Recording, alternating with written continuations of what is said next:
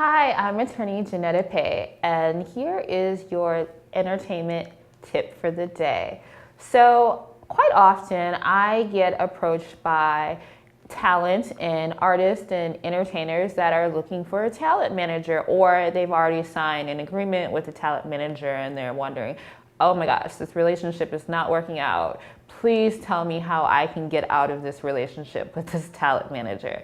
So today's tip is 3 tips you should consider before signing an agreement with a talent manager. 1, how long is the term of the talent management agreement?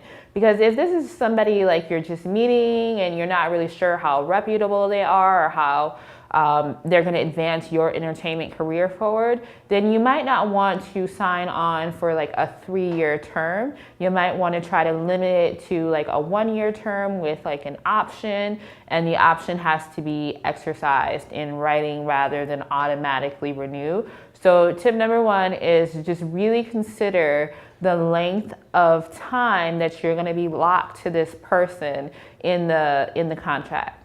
Tip number 2 is you want to be clear what services that talent manager is providing you, because a lot of times talent management relationships go south because the artist has one expectation of what the manager is supposed to do for them, and then the manager has another set of expectations on what the client is supposed to bring to the table. So you want to make sure that both the artist and the talent manager are on the same page about what services are being provided to the artist. So that's the second tip.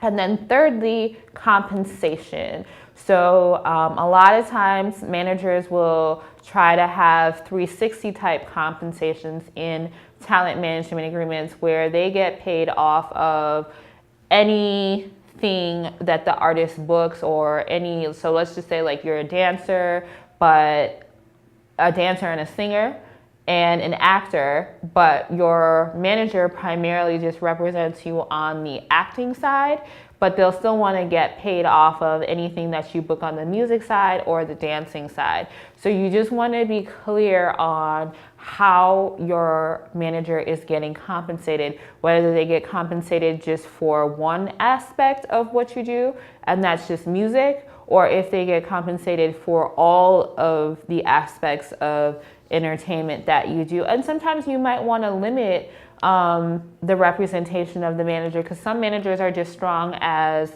music managers and other managers are stronger as acting managers. And so you might want to limit the scope of the representation, but that goes back to tip number 2, which is be clear on the services that are being provided to you by the manager. So let's just recap the 3 tips to negotiating a contract with a talent manager. 1, you want to be clear on how long the term is, because you don't want to be locked to somebody for a really long time if you don't feel that they can help you advance your career.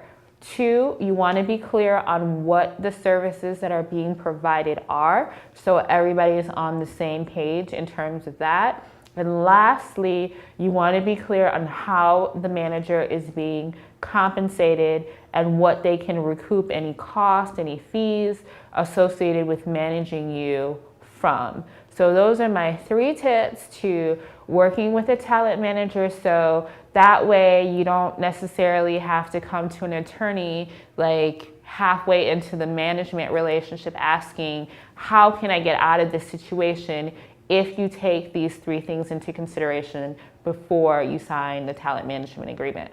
So if you have any further questions about entertainment contracts, definitely book your free legal chat at my website, www.jpaye.com, and we look forward to talking to you in more detail about your entertainment needs. So happy entertaining, and we look forward to talking to you soon in our next entertainment tip.